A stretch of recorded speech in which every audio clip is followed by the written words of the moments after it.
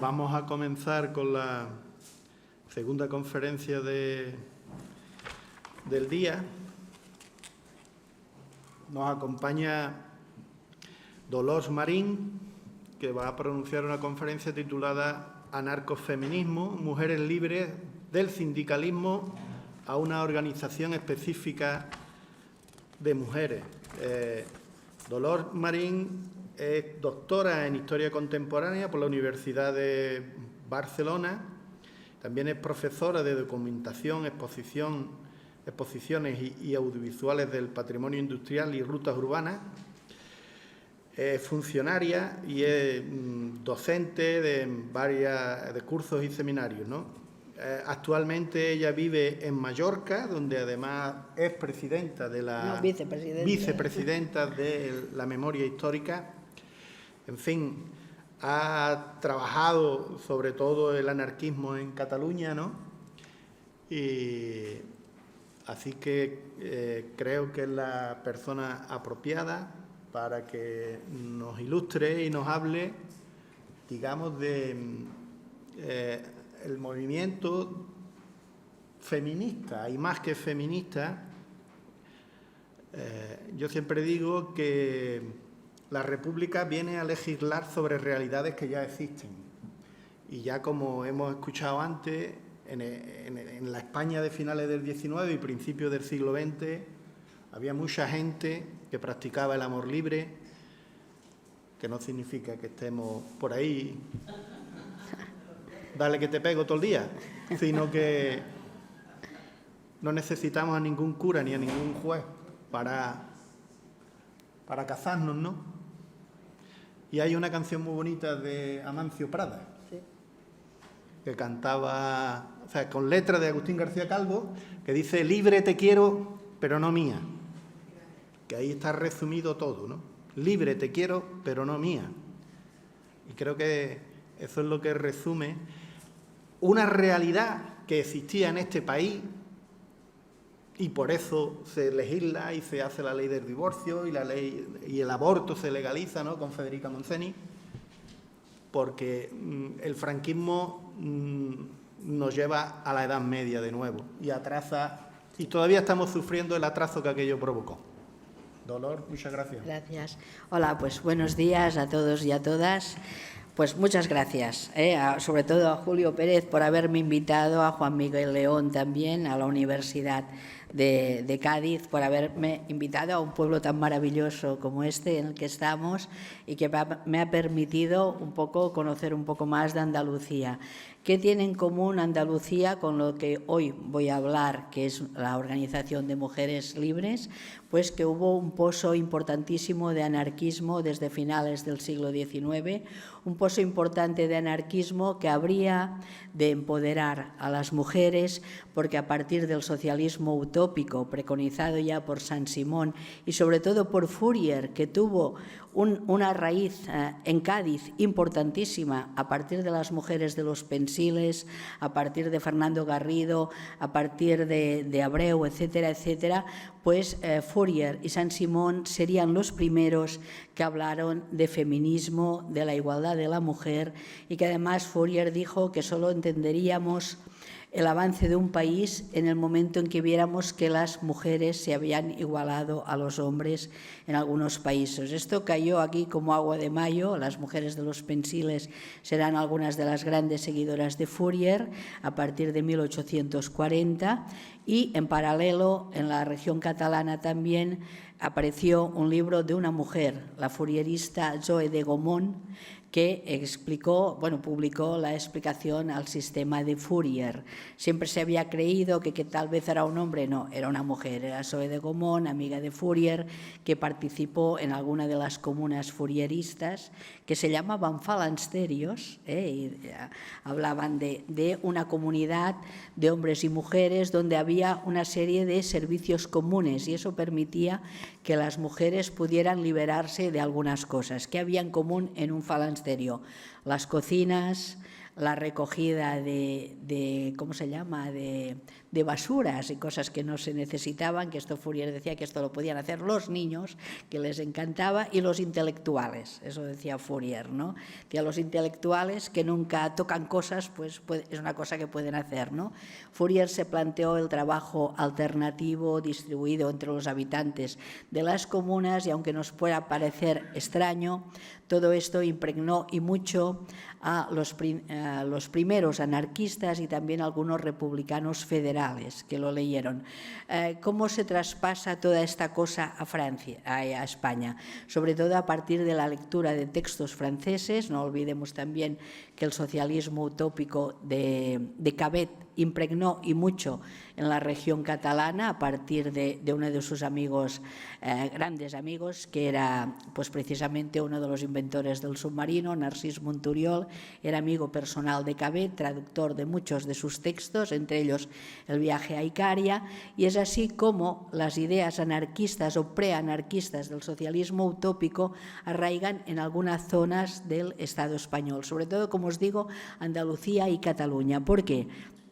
Porque son regiones ya industrializadas, a veces con proletariados urbanos un poco intelectualizados y que acabarán configurando las bases de lo que será un internacionalismo bakuninista ligado a la Primera Internacional. Tanto es así que cuando llegan los ecos a España de la Primera Internacional, empiezan a venir sus delegados, hay ya un pozo importante de gente que está esperando esta alternativa, digamos, esta alternativa asociacionista que integrará tanto hombres como mujeres. Casi siempre las asociaciones las forman hombres, pero en el entorno hay algunas mujeres, y esto es una de las cosas que para mí es importante, porque veremos que cuando el anarquismo se conforme como expectativa para algunos grupos sociales, en paralelo al desarrollo de los socialismos y los marxismos, lo que es sorprendente es ver que en el entorno anarquista siempre encontramos mujeres. Esto ha sido una de las cosas que más me ha impresionado. Isabel Vila en Cataluña es una de las primeras internacionalistas bakuninistas. En Madrid también Guillermina Rojas, que le cantaban aquello de Guillermina, Guillermina, no vayas al comité, que esto son cosas de hombres y no cosas de mujer.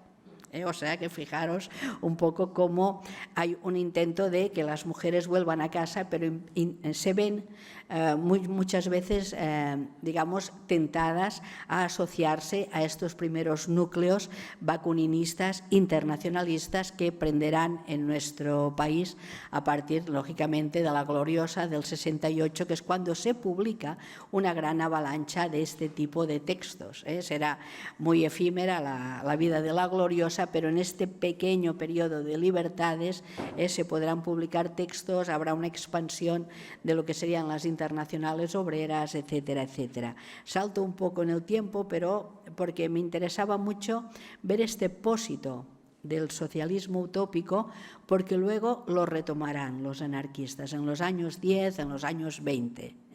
O sea, a partir de otras lecturas, del paso también por Francia, pero se retomará esta idea de comunidad de bienes, de reparto de tareas entre hombres y mujeres, etcétera. O sea, son una serie de lecturas que no estarán implícitamente asociadas al nacimiento de CNT como sindicato, pero que se van, digamos, introduciendo siempre a partir de lecturas que forman parte de la cosmogonía anarquistas. De vez en cuando veremos que los anarquistas leen a Fourier y sus ideas de la comunidad amorosa, la camaradería amorosa, el amor libre, que es una idea súper desarrollada en Fourier. Fourier es el único que se atreve en los años 30 del siglo XIX a hablar de homosexualidad a través de parábolas, que habla de los cuerpos celestes, de cuerpos que no tienen sexo o de personas que copulan con personas del mismo sexo. O sea, hay tanta represión que lo escribirá en forma de parábolas, y hay un libro maravilloso que es una tesis que se publicó en Lyon que se llama Le ciel des fourieristas, el cielo de los fourieristas, donde habla de cuerpos celestes completamente o asexuados o que son claramente homosexuales. homosexuales, que yo pienso que igual el mismo Fourier lo era, porque no se casó nunca, estuvo siempre solo, etcétera. Yo pienso que es una manera de plasmar aquello que ni se podía nombrar en los años 30 del 19. Fijaros bien, poco después Oscar Wilde sería detenido en Inglaterra precisamente por esto, o sea que hay cosas que no se pueden nombrar pero que subyacen. Eso no quiere decir, como antes he explicado muy bien mi compañera en la tarima, ¿no?, que no hubiera dentro del anarquismo actitudes muy machistas, muy homófobas, etcétera, etcétera, como ahora veremos, pero hay una parte que sí que transcurre subterráneamente dentro de todo esto. Como os digo, cuando se conforma la gran opción anarquista, que sería la CNT, la Confederación Nacional del Trabajo en 1910, tendremos ya un pozo importante de personas que han pasado por el republicanismo federal y que han pasado al anarquismo en muchas regiones de España, antiguos cantonalistas de Cartagena, de Murcia, que han pasado también del cantonalismo, como sería el caso de López Montenegro, que lo tendremos en Cataluña exiliado, haciendo de profesor racionalista en Sallent y en Sabadell, ¿no? Han pasado del cantonalismo al anarquismo organizado, y tendremos también dentro de este grupo, digamos, los anarquistas bakuninistas, que concretamente en la región de Barcelona y las grandes ciudades industrializadas catalanas pasarán no solo por este internacionalismo, sino por la masonería y el libre pensamiento. Esto es importante, porque encontraremos un pósito importante de personas desobedientes al Estado que crearán grandes campañas de actos civiles, que serán las campañas a favor de la inscripción de niños y niñas en el registro civil con nombres completamente, digamos, ácratas, como serían Libertad, Federación. Encontramos una hija de López Montenegro que se llama Federación, a las famosas Acracias, Libertad. Los chicos se llamarán Progreso, Urano, o sea que hay una serie de nombres laicos impuestos a niños y niñas a partir de los años 80 del siglo XIX en asociaciones mixtas que conformarán anarquistas, republicanos, socialistas radicales en aquellos años, y un espectro muy amplio de precomunismo, o sea, anterior, lógicamente, a la Revolución Soviética. Son plataformas cívicas importantes donde el feminismo tendrá una composición importantísima. Mujeres que forman parte de estos grupos, como os digo, de inscripciones de niños en el registro civil, niños y niñas, que abogan también por la inscripción de matrimonios en el registro civil sin pasar por la Iglesia y, lógicamente, de entierros civiles. Tendremos ya una eclosión de sociedades que aparecen en muchísimos pueblos de Cataluña, como sería Sabadell, Reus, Barcelona, encargadas de formar entierros civiles. Además, en Sabadell es muy bonito porque el coche encargado, el coche de caballos encargado de llevar a los muertos, en vez de llevar una cruz, ¿qué lleva? Una bola del mundo. Se llamaba la Cosmopolita, la Sociedad de Entierros Civiles. Pero digo, son plataformas muy amplias donde las mujeres sí que encuentran su lugar. Sí, nos cuesta encontrar años después, las mujeres dentro de los grupos sindicales, los ambientes sindicales, que son ambientes nocturnos, de hombres, de trabajo, sí que encontraremos muchísimas mujeres, y así las he detectado, en estas organizaciones que se pueden encontrar en los barrios, que son organizaciones muy sororas entre ellas, que se defienden y que, por ejemplo, en el momento de un matrimonio civil son capaces de salir a la calle, hombres y mujeres, con bandas de música, interpretando en aquellos años la Marsellesa, aún no ha llegado la internacional, interpretarán la Marsellesa y será a cargo, por ejemplo, de asociaciones obreras. Salen ahí con los pendones de las sociedades obreras, y serán unas demostraciones de fuerza cívica que se oponen directamente a los privilegios del Estado y, sobre todo, de la Iglesia. La Iglesia hasta aquel momento detenta el monopolio de todos estos actos rituales de la vida cotidiana de hombres y mujeres. Además, cobra por ello, y esto significa que esto está saliendo del dominio de la Iglesia para pasar a un dominio laico, donde el otro gran campo de batalla serán las escuelas. Tenemos ya en los años 80 en toda España un intento de poner en marcha escuelas libres, se llamaban en aquellos años, o sea, no laicas, escuelas neutras también. Además, el gran terror, es lo que antes ha comentado también mi compañera, escuelas que en aquellos momentos empiezan a llamarse bisexuales. Bisexuales porque quieren alumnos niños y niñas. Hasta aquel momento las escuelas solo se entendían dirigidas a los hombres, serán los anarquistas, los fourieristas, todo esto, este magma del que os hablaba, que pedirán ya la incorporación de las niñas en la enseñanza. Y aquí es donde tenemos el otro gran fenómeno. En los años 80 del siglo XIX, en todas estas asociaciones mixtas que os he hablado yo, tan importantes, estas organizaciones cívicas que aparecen en toda España y que están muy poco estudiadas, aparecen ya las primeras maestras racionalistas. En el caso catalán, serán las mujeres de la Sociedad Progresiva Femenina, puestas en marcha en el 98 por López de Ayala, y el gran antecedente será la Autónoma de Mujeres, puesta en marcha por una de las personas que antes ha salido también en la pizarra, ¿no?, que era Teresa Claramunt. Teresa Claramunt, miembro también de los grupos anarquistas de Sabadell, forma parte de la redacción de Los Desheredados. Teresa Claramunt ya impulsa una cooperativa de mujeres dirigida a la enseñanza, que compran incluso material escolar. En los años 80, Teresa Claramunt formará la Autónoma de Mujeres, que es el primer intento de sindicalismo específicamente femenino. O sea, antes, mucho antes de que aparezcan los grupos de mujeres específicos y que demandan ellas. He buscado las descripciones de los periodistas que asisten y ellas dicen clarísimamente: no queremos delegados hombres en nuestro sindicato. Estamos hartas de mantener a vividores. Eso decían las mujeres. Y esto, claro, esto será súper efímero, porque los mismos hombres de los mismos sindicatos se niegan a que ellas se puedan organizar en la Autónoma de Donas, en la Autónoma de Mujeres, como se reconoce en aquellos años. Pero poco después, y además forman la Autónoma de Mujeres,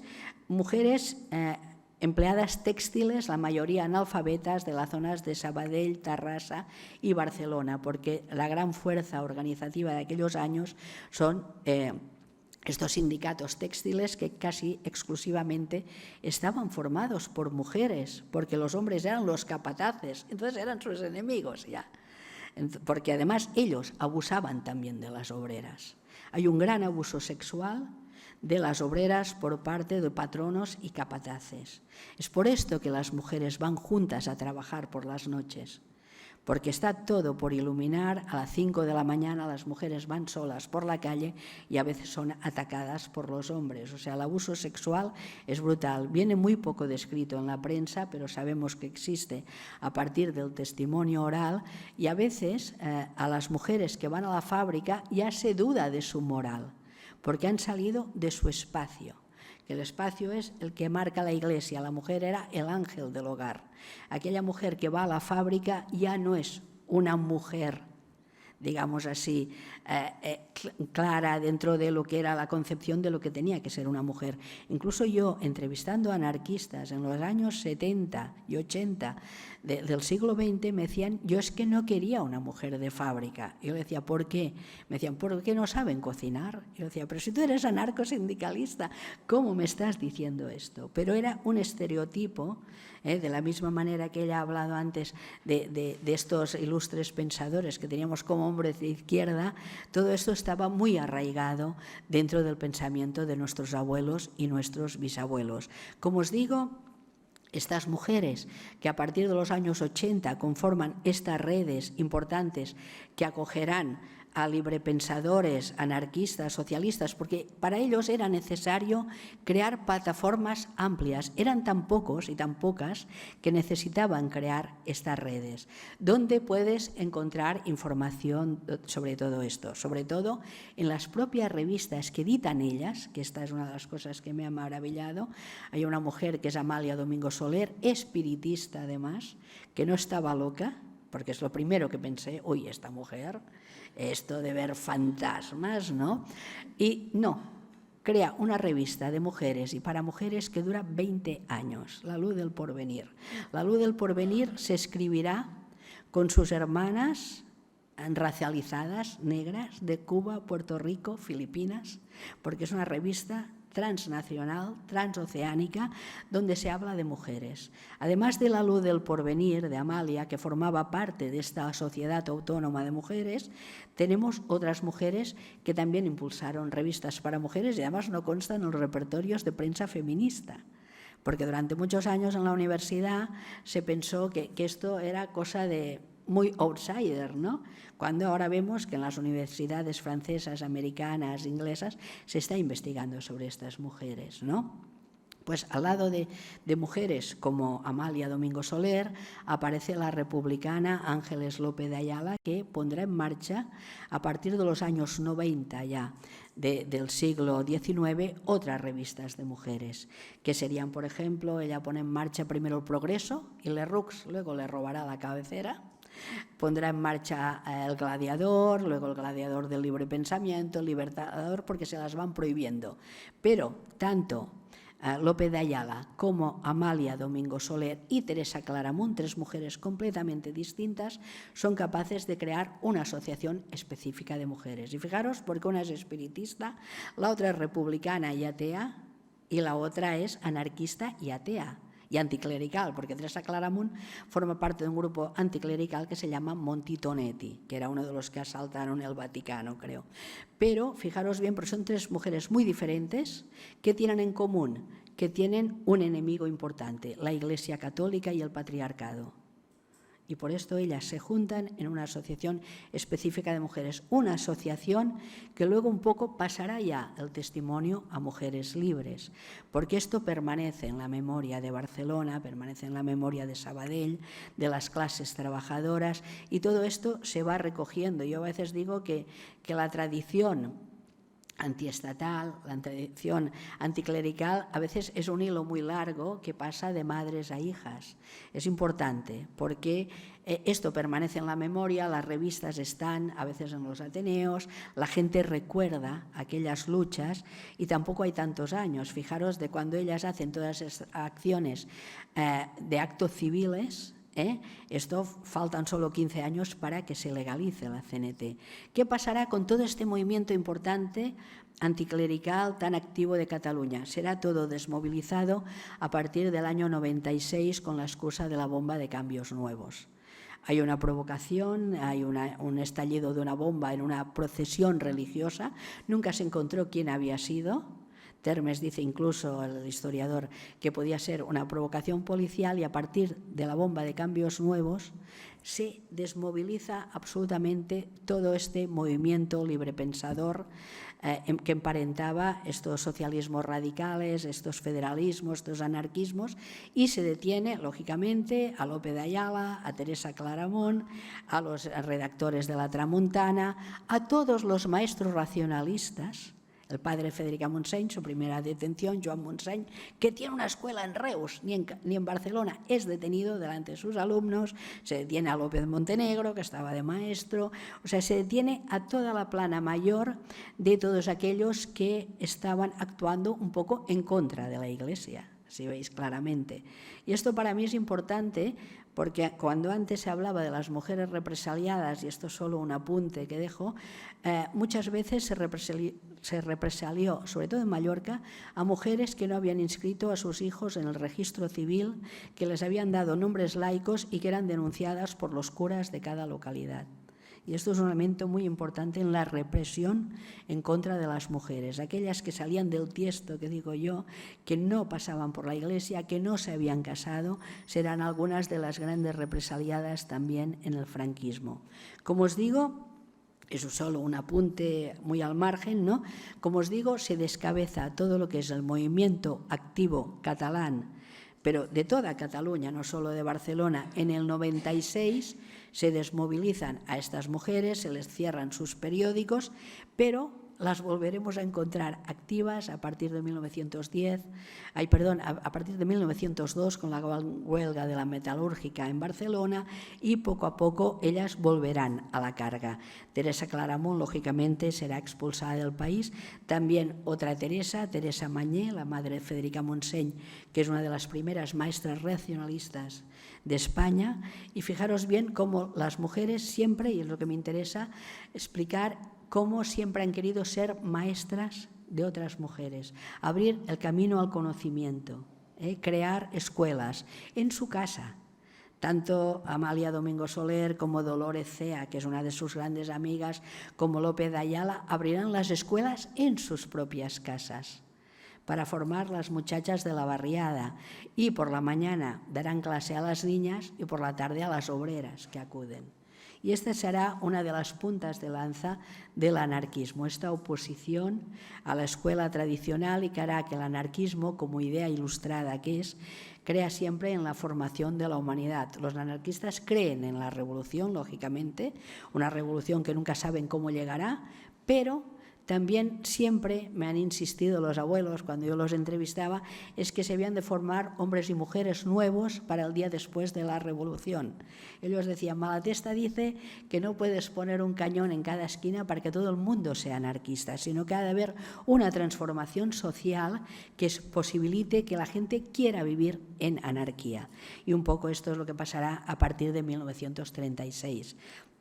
Un poco dentro de todas estas asociaciones que os digo yo, que aflorarán pocas veces, porque los anarquistas siempre están declarados en la ilegalidad, aflorarán pocas veces todas estas asociaciones. Como os digo, después de estas grandes represiones, aparecerá en 1910 un sindicato, la CNT, que intentará agrupar algunas de estas personas que habían mostrado este descontento al entorno de lo que sería el Estado y la Iglesia. Cuando aparece la CNT en 1910 es ya un sindicato de clase que agrupa a los trabajadores y las trabajadoras, pero nos encontraremos que aquí yo vuelvo a perder a las mujeres. Si antes las había encontrado formando parte de asociaciones de barriadas, sobre todo de centros espiritistas, naturistas, esperantistas, etcétera, cuando se forma el sindicato yo veo solo hombres y tengo que recurrir otra vez a, digamos, al magma, ¿cómo se llama?, ciudadano, al magma del asociacionismo, para volver a encontrar mujeres, y las vuelvo a encontrar, que aparecerá en los márgenes, los grandes márgenes de la CNT. Pues sobre todo escuelas mantenidas por los sindicatos. El sindicato fabril de CNT organiza lo que será la escuela, en catalán le llaman la Farigola, el Tomillo, en el barrio del Clot. Les llaman el Tomillo porque la mayoría son vegetarianos, naturistas, etcétera, y están enseñando esto a los niños, ¿no? Encontraremos también sindicatos que ponen en marcha ateneos obreros en todos los barrios de Cataluña, y encontraremos también sindicatos que harán difusión de algo importante, que son las ideas neomalthusianas. Malthus había explicado aquel principio de que decía que si la humanidad se seguía multiplicando exponencialmente, llegaría un momento en que la Tierra no tendría recursos para mantenerlos a todos. Es una tesis ampliamente decreacionista que se habla ahora, pero Malthus lo había explicitado ya. Pasa que él, como era un pastor protestante, él dijo, bueno, pues lo que tiene que hacer la gente es no tener tantos hijos a partir de la castidad. Los anarquistas pronto retomaron esto, pero dijeron, no, lo que hemos de hacer es pasarlo bien y ver cómo podemos poner medios para controlar la natalidad. Y esto aparece ya en París, en Francia, en la Liga de la Regeneración Humana, puesta en marcha por Paul Robin, que fue uno de los mejores amigos de Ferrer y Guardia. Fijaros bien, Paul Robin conoce a Ferrer y Guardia, incluso en casa de Ferrer y Guardia, el pedagogo anarquista, se celebran algunas de estas reuniones, y cuando Ferrer y Guardia en 1901 vuelve de Francia a Barcelona y crea la Escuela Moderna, hará también difusión de estas ideas neomalthusianas, que son una serie de ideas anticonceptivas puestas en marcha por los anarquistas. El mismo Mateo Morral, que le tiró aquel ramo de flores famoso al Borbón el día de su boda, que por eso lo matan, pobre, era difusor de las ideas de Malthus, vendía pesarios, vendía métodos anticonceptivos, o sea, él era un emisario de las ideas del control de natalidad. Son tan importantes importante es que en Barcelona, en 1903-4, se crea una revista que se llama Salud y Fuerza. En ella, en Salud y Fuerza, se explican los métodos anticonceptivos más fáciles de aquellos años, pero que son rápidamente integrados por los anarquistas y difundidos en la prensa. ¿Qué tipo de medios? Bueno, alucinaríais, ¿eh? Sobre todo métodos de barrera, lógicamente, había pompones de barrera, había cremas espermicidas que debían ser terribles, debían provocar unas quemaduras terribles a las mujeres, y también empieza a usarse el látex. Pero nada que ver con el látex de ahora. Decía que se podía usar varias veces, que se podía lavar, etcétera, etcétera. O sea, imaginaros, debe ser, bueno, brutal. Pero encontramos todo esto en las revistas anarquistas. Encontramos que hay revistas anarquistas que se financian a partir de la venta por correo de medios anticonceptivos. Incluso la revista Blanca, que ellos son muy pronatalistas, la familia Montseny son muy pronatalistas, al igual que Anselmo Lorenzo, que creen que se han de tener hijos para la futura revolución, y en cambio hay otro grupo de anarquistas cercanos a Ferrer y Guardia, Mateo Morral y mujeres mucho más jóvenes que son más abiertamente anticonceptivistas. En aquellos años, lógicamente, no ha aparecido la píldora, por eso tienen un grave problema.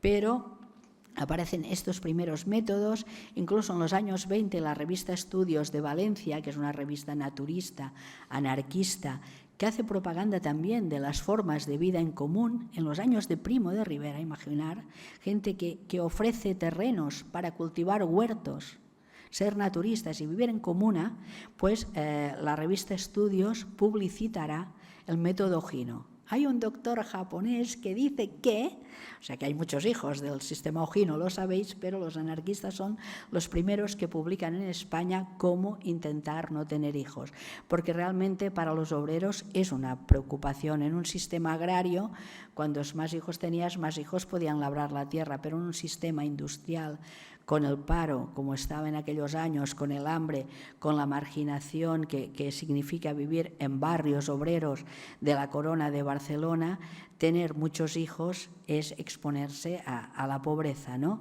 Entonces Robin pone en marcha este lema de un buen hijo es el fruto de un buen nacimiento, de una buena educación y de una buena lucha, ¿no? Entonces, claro, los obreros que quieren reducir el número de hijos. Y entonces es cuando se pone en marcha toda esta idea neomalthusiana, que será recogida, lógicamente, por Mujeres Libres y por Federica Montseny y la ley del aborto en el 36, el día de Navidad, además. ¿Quién la pondrá en marcha en 1936? Un médico de 23 años, que es Félix Martí Ibáñez, que además de ser médico, criado en estos medios, en estos ateneos obreros, hijo de Martí Alpera, que era de Murcia, que era ya un pedagogo importante, Martí Ibáñez es además teósofo, que es algo que a mí me ha impactado mucho, porque yo creía que era una persona completamente agnóstico, y no, se ha formado en los círculos de la teosofía inglesa, donde Annie Besant y otras mujeres habían sido sufragistas y partidarias del control de natalidad. Y este hombre, que tendrá 23 años, es capaz de promulgar una ley del aborto que solo se implementará en Cataluña, porque las Cortes españolas les da miedo y no se llega a legalizar nunca. Incluso en Cataluña he podido recoger la lista de los más de 30 hospitales que se disponen a practicar el aborto a partir de esta proclamación de la ley en 1936. Si a alguien le interesa leerlo, esto está en Internet. Es unas ponencias que se publicaron hace algunos años en las jornadas del 80 aniversario de la Federación Nacional de Mujeres Libres. Como os digo, es importante porque siempre hay que tener unos precedentes. Es lo que decimos, no puedes cambiar el país de un día para otro, no puedes implementar una ley del aborto si la gente no estaba preparada pues para algo tan importante como era esto. Pero sí que había unos sectores, sobre todo los anarquistas, donde se estaba llevando a cabo desde principios de siglo, desde el año 1, 2, 3, una política claramente antinatalista o de no forzar mucho. De la misma manera que Mujeres Libres apoyan esto, apoyarán también lo que se llamará maternidad consciente. que no es no tener hijos, sino todo lo contrario. A partir de Emma Goldman y de una serie de propuestas que se hacen en Estados Unidos, apoyarán lo que se llama las clínicas para maternar, la ayuda a las mujeres que desean tener hijos. Bueno, luego os lo paso un poco, Mujeres Libres. Es la primera vez que ellas dicen que las embarazadas han de oír música clásica, que han de estar tranquila estando con sus hijos, y fomentarán algo que para mí es muy importante.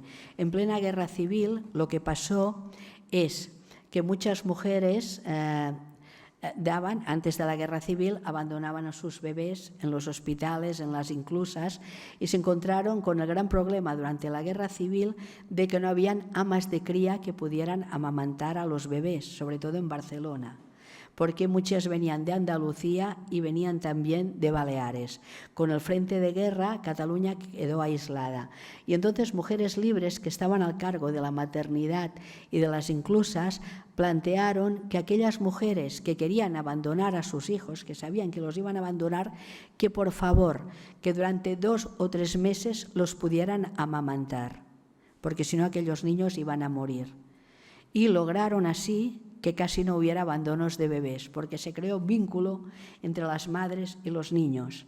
Y se dieron cuenta que en un tiempo de guerra que parecía más proclive a que los niños pudieran ser abandonados, precisamente pasó todo lo contrario, que las mujeres y los bebés crearon vínculos y que, establecidas las condiciones buenas como para que las mujeres pudieran estar con sus hijos, estos no eran abandonados. Y no os lo digo yo, sino que son las cifras del clínico y las cifras de algunos médicos que han estudiado todo esto. O sea, que no es que yo me lo invente, sino que verdaderamente una mujer nunca abandona a su hijo por gusto, digamos así, sino que a veces son muy obligadas por otras circunstancias. Entonces, Mujeres Libres se plantea esto, o sea, esta maternidad que ellas llamaban maternidad consciente, que no es desear o no desear tener un hijo, sino que maternidad consciente quiere decir disfrutar del hijo que tú has tenido. Esto viene a partir de Emma Goldman, que es una revolucionaria americana, que es la primera que instala un planning familiar en Brooklyn en los años 10 del siglo XX. La echarán de Estados Unidos por publicar una revista que se llama Mother Earth, Madre Tierra, y ella en Mother Earth, en el año 14-15, lleva en marcha una proclama que adoptarán muchísimas mujeres anarquistas también, que dicen: yo no quiero tener hijos para que los llevéis a las guerras coloniales. Emma Goldman la echarán de Estados Unidos, no por anarquista, no por haber atentado con Beckman contra el presidente McKinley, sino por antinatalista, porque siempre se pretende que las mujeres seamos los grandes órganos gestantes de los soldados de todas las guerras. Emma Goldman será expulsada a Rusia y, paradójicamente, será invitada por Mujeres Libres a visitar España en 1936, porque Mujeres Libres saben de la labor de Emma Goldman, la saludan como una gran mujer que está luchando a favor de las mujeres. Y Emma Goldman había venido a España en el año 27 a visitar a la madre de Federica Montseny, a visitar a Federica Mañé, alias Soledad Gustavo, porque era la editora de la revista Blanca. Pero cuando Emma Goldman quiere venir a España en el 36, Federica Montseny no la invita. Son Mujeres Libres quien invita. Y aquí vemos cómo el movimiento anarquista se abrirá en 2 líneas muy importantes, precisamente por la idea de la libertad de las mujeres. En un lado estarán Mujeres Libres y en otro estará, paradójicamente, Federica Montseny, ministra de Sanidad, pero que no acaba de ver con muy buenos ojos esta emancipación tan radical que plantean Mujeres Libres cuando hacen su revista y hacen su número, digamos, sus 13 números que veis aquí, ¿no? Fijaros bien, porque Mujeres Libres, a diferencia de Federica Montseny, son trabajadoras, todas manuales. El trío que fundará Mujeres Libres un poco antes de la Guerra Civil, fijaros bien la anticipación de Mujeres Libres. Mujeres Libres no aparece el día después de la Revolución, sino que aparece unos meses antes de la Revolución. Es decir, dentro del anarcosindicalismo español ya hay un grupo, otra vez digo, después del presidente Teresa Claramunt, otra vez un grupo de mujeres que pretenden crear un grupo y una revista de mujeres y para mujeres, porque están hartas de que no se las tomen en serio ni en su mismo sindicato. Ellas intentan en Madrid, porque nace en Madrid Mujeres Libres, crear unos grupos de concienciación de obreros, de clases, y en el mismo sindicato no les hacen caso. Y ellas dicen, bueno, pues vamos a organizar un grupo de mujeres y para mujeres. Y nace Mujeres Libres. ¿Quién la creará? Lucía Sánchez Saornil, trabajadora de Telefónica, poeta, escritora, narradora en sus noches libres.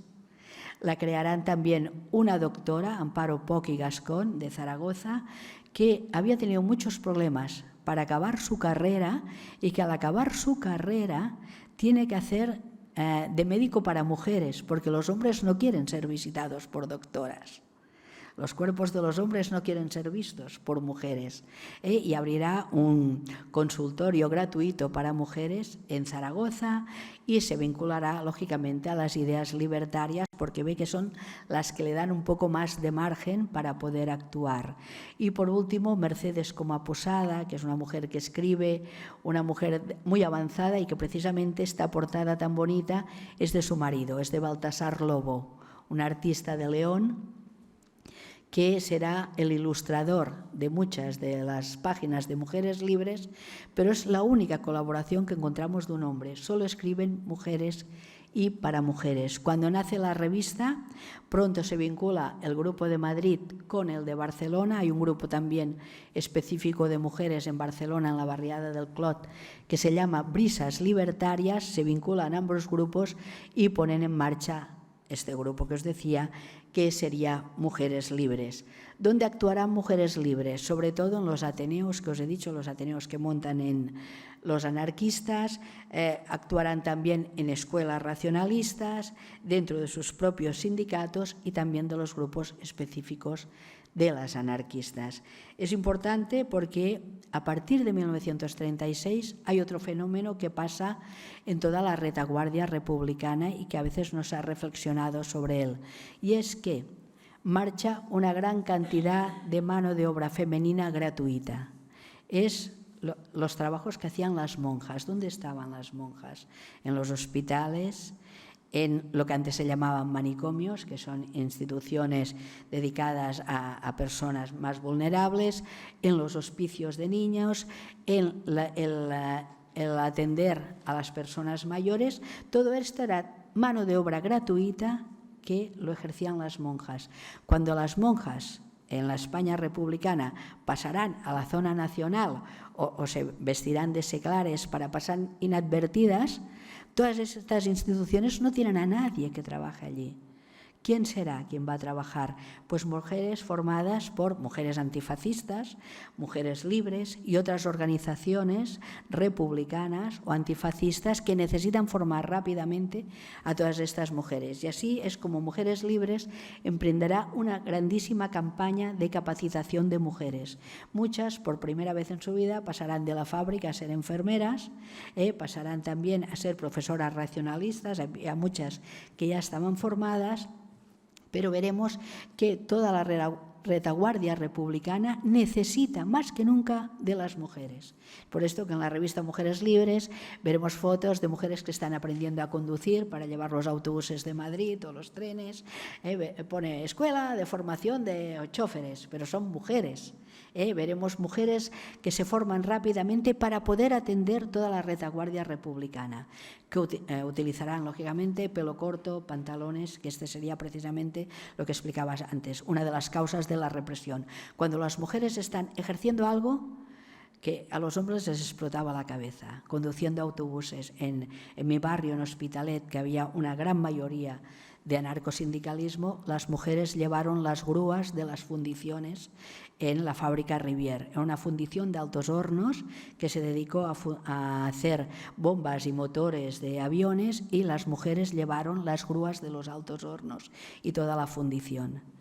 es impensable. O sea, yo cuando me lo decían los obreros, porque dije, ¿y aquí qué pasó cuando las colectivizaciones? ¿Qué pasó cuando la guerra? Me dicen, no, las grúas las llevaban las mujeres. O sea, fijaros qué cambio tan importante, ¿no? Es estas fotos que vemos. Las mujeres no solo marcharon al frente, sino que ocuparon los lugares de los hombres. Claro, luego el esfuerzo del fascismo será volver a coger a estas mujeres, ¿no? y llevarlas a su casa. Para algunas fue terrible, ¿no? Fijaros bien, porque os quería hablar muy brevemente del tema de las milicianas. Muchas veces se ha hablado de las mujeres que fueron al frente. Dentro de las mismas izquierdas se habló que si eran prostitutas, se las intentó desmovilizar inmediatamente. La mayoría de mujeres que yo tuve el gran gusto de poder entrevistar, porque había muchas vivas en Barcelona, fueron al frente con sus maridos o sus compañeros, a veces fueron al frente con su grupo de afinidad, porque ellas formaban parte de un grupo que estaba en un ateneo o en una escuela y marcharon todos juntos de su grupo de teatro, pero nunca fueron al frente solas, porque les daban miedo los hombres.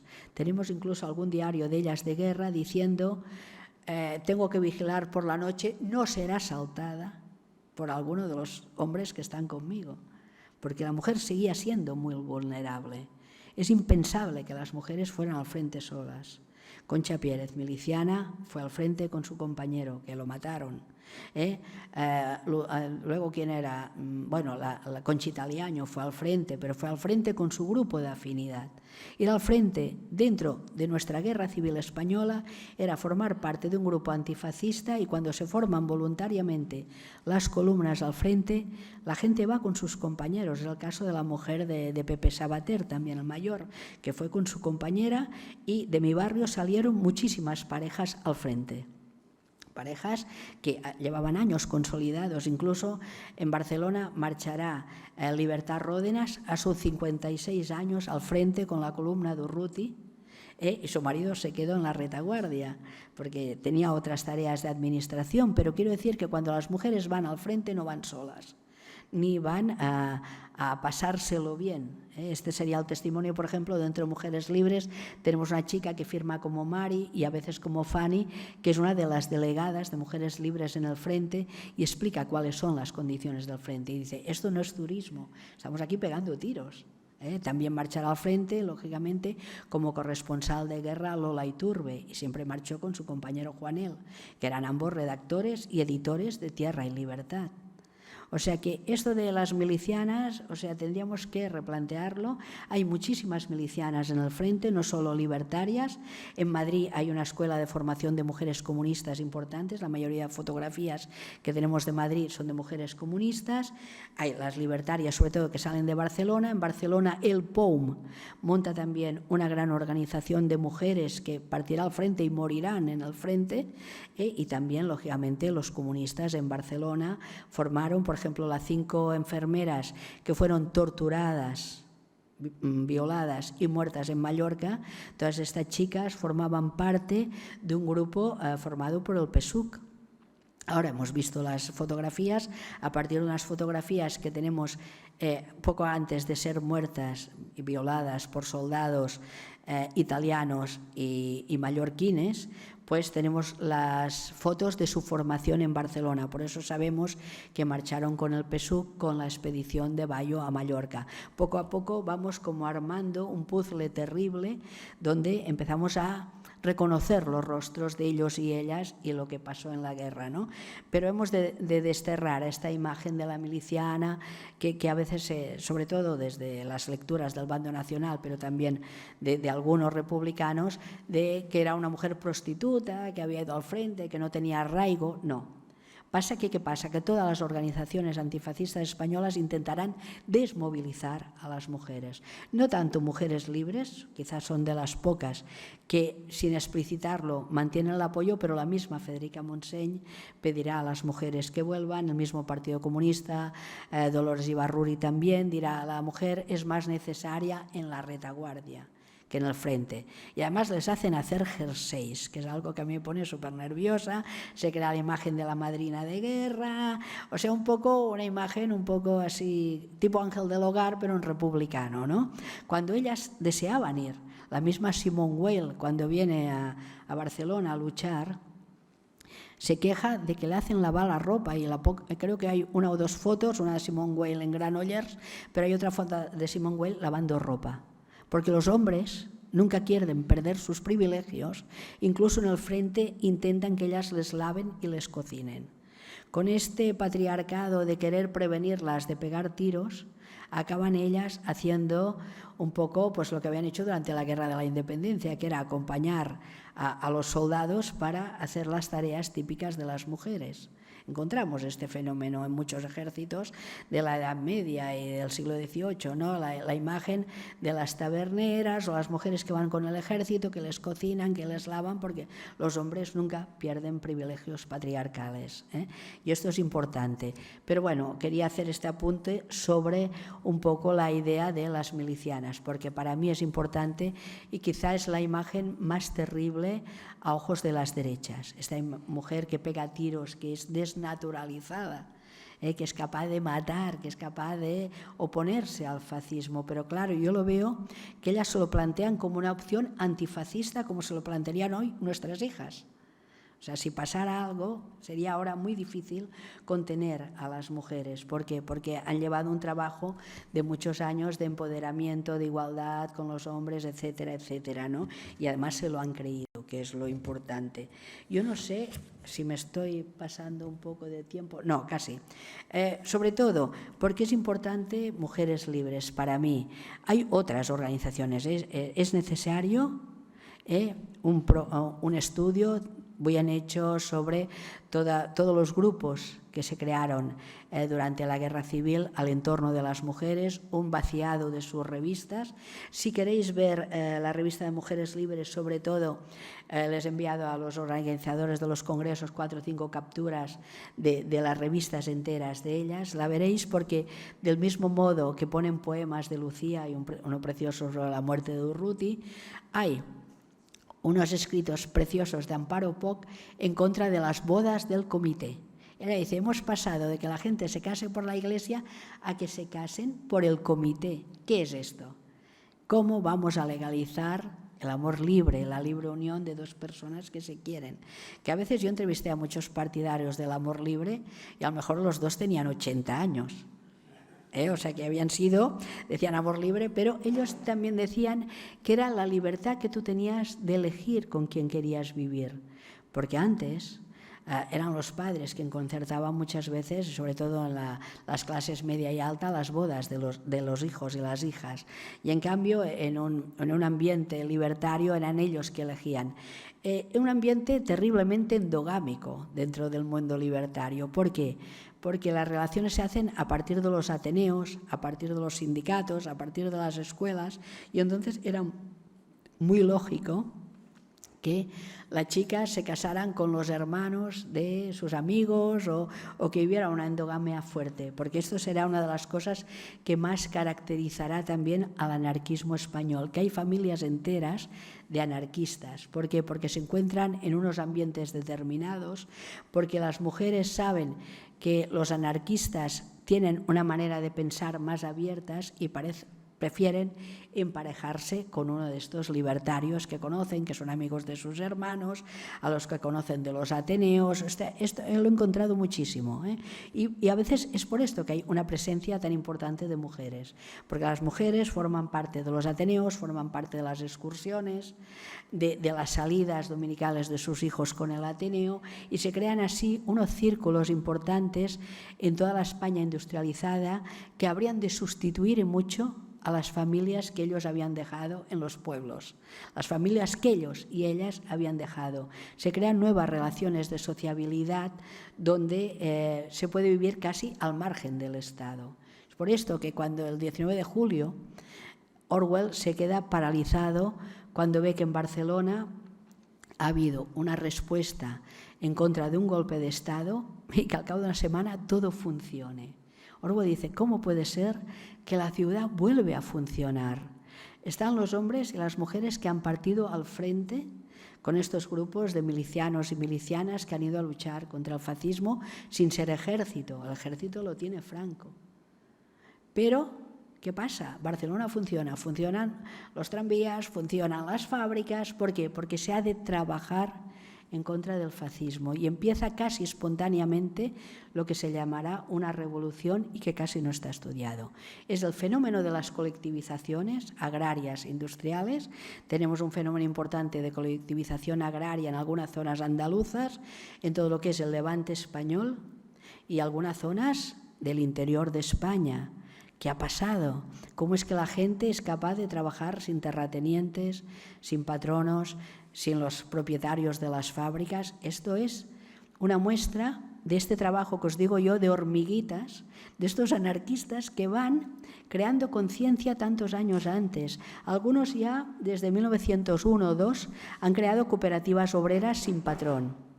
El mismo Peiró, ministro de Industria, está trabajando en una cooperativa de vidrio en Mataró desde los años 10 y 15. ¿Por qué la gente se va a trabajar a la fábrica si el patrón se ha ido a San Sebastián con los franquistas? ¿Por qué? Pues porque hay un arraigo de una idea tan importante que es el anarquismo para ellos, que les permite pensar que la fábrica volverá a funcionar. Y además esta idea interesa a Madrid, al gobierno central. Cuando Largo Caballero pide a 4 anarquistas, que esto es un oxímoron, formen parte del gobierno, ¿por qué? Porque Cataluña es necesaria para toda España para crear armamento, para crear motores de aviones. La fábrica Elizalde pasará de hacer motores de coches a motores de aviones. En un taller de las Corts, donde trabajaba Concha, pasarán de hacer pintalabios a balas. Fijaros bien, la misma forma. En mi barrio pasarán eso de crear los altos hornos, según qué máquinas, a crear motores y bombas. Eso quiere decir que hay una transformación importante dentro de lo que sería la zona catalana de reconvertir la industria. Pero si no hubiera habido las colectivizaciones, quizá la industria no se habría reconvertido. Y además, si no hubiera habido la gran complicidad de técnicos burgueses apoyando a los obreros, tampoco. Porque se necesitaban técnicos, se necesitaban ingenieros, se necesitaban doctores que pudieran reconvertir eso y crear una industria de guerra que fuera capaz de resistir 3 años a un ejército organizado africanista. Fijaros bien, porque no es tontería.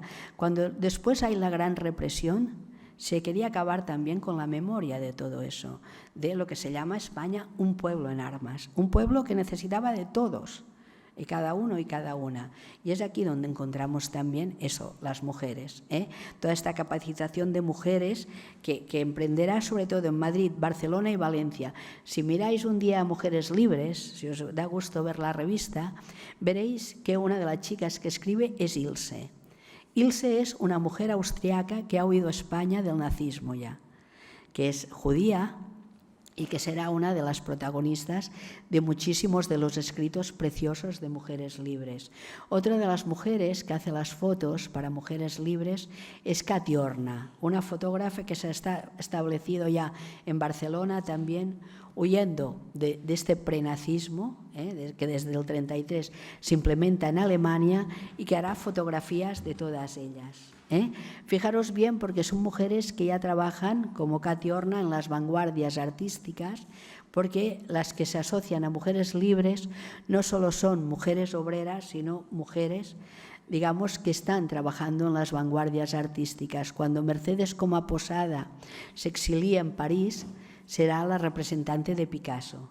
Y trabajará alrededor de lo que serían los movimientos artísticos. Tenemos muchísimas mujeres vinculadas a los movimientos artísticos, a los fotomontajes.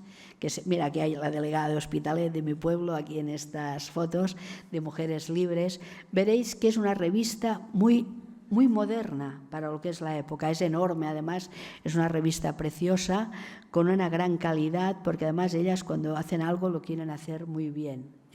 Fijaros bien, porque para mí es importante, hay muchas cosas de las que se podría hablar, pero la idea de vanguardias artísticas, la idea de mujeres que escriben, la idea de una revista que empodera a mujeres y que va dirigida a las mujeres, que habla de guerra y habla de que se han de sacar a los niños de los frentes de guerra. Se pide, por favor, que los niños los pasen a zonas tranquilas donde no vean las bombas, donde no vean qué está pasando con la guerra, de aislar a los niños de la destrucción. Es importante porque no deja de tener un punto importante de mirada femenina hacia los niños. Por eso pienso que os la podéis descargar, está en internet, la ha colgado CGT, porque la digitalizó toda. El número 13 es del Pabellón de la República de Barcelona, pero la podéis ver toda y pienso que os invito a descubrirla, porque veréis que hay discursos súper actuales de sororidad femenina, de interés y de lucha contra el patriarcado. Ellas decían que venían a combatir tres grandes frentes a favor de la mujer. Uno decía por ser mujer, otro por ser trabajadora y el tercero sería la esclavitud de la ignorancia. Esto es lo que venían un poco a combatir mujeres libres. Yo lo dejo aquí, he hecho un poco desordenado, pero un espectro muy amplio de lo que eran las mujeres anarquistas, porque aquí en Andalucía había muchas. Yo pienso que es de justicia recuperar sus imágenes, sus aportaciones, todo aquello que hicieron antes y después de la guerra civil, porque antes de la guerra civil, los años republicanos, yo pienso que ellas se expandieron y muchísimo, y hasta ahora, pobrecitas, habían sido un poco olvidadas por la academia, ¿no? O sea, hemos sido siempre historiadoras que surgiendo de la militancia hemos trabajado sobre ellas.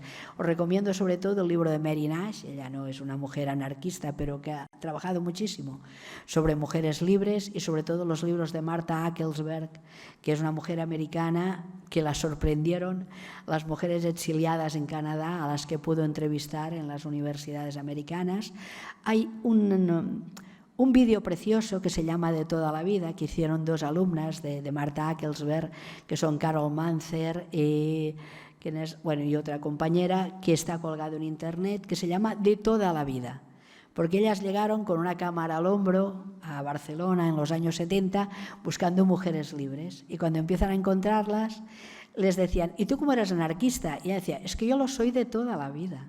O sea, lo encontraban normal ser una mujer anarquista, y entonces a Carol y su compañera entrevistaron a todas estas mujeres, y el vídeo está colgado en internet. Y luego, si queréis ver testimonios de hombres y mujeres anarquistas, podéis descargar un vídeo que se llama Vivir la utopía. Lo hizo Televisión Española, es paradójico, se hizo fue como un fruto extraño, ¿no? Yo fui la documentalista porque entrevistamos a casi toda la gente que yo había entrevistado para mi tesis doctoral, que entonces estaban con una mentalidad muy clara, y aparece Concha Pérez, aparece Conchita Liaño, que volvió de Venezuela por primera vez a España para hacer el vídeo, aparecen muchísimos rostros de hombres y mujeres, y tenéis que imaginar que todo lo que están relatando cuando lo hacían eran muy jóvenes. Nosotros los entrevistamos muy mayores, pero fue muy bonito ver cómo ellos te dan una idea entera de lo que sería la cosmogonía anarquista, porque intentamos buscar un profesor racionalista o una profesora racionalista, alguien que hubiera estado en colectividades agrarias y alguien que hubiera estado en las industriales. O sea, intentamos compensar todo, y antes de que murieran, crear un testimonio que pueda ser útil a nuestros hijos. O sea, ver que aquello pasó. Fueron 36 meses de colectivización, pero fue un ensayo que no formaba parte ni del capitalismo ni del comunismo de Estado, sino de la autogestión de hombres y mujeres. Y por eso pensamos que era importante dejar este testimonio. ¿Qué hubiera pasado? No sabemos, pero nos pareció interesante que se viera este testimonio. Y ahora sí que, igual no estáis de acuerdo conmigo, también, o sea que ahora abrimos debate.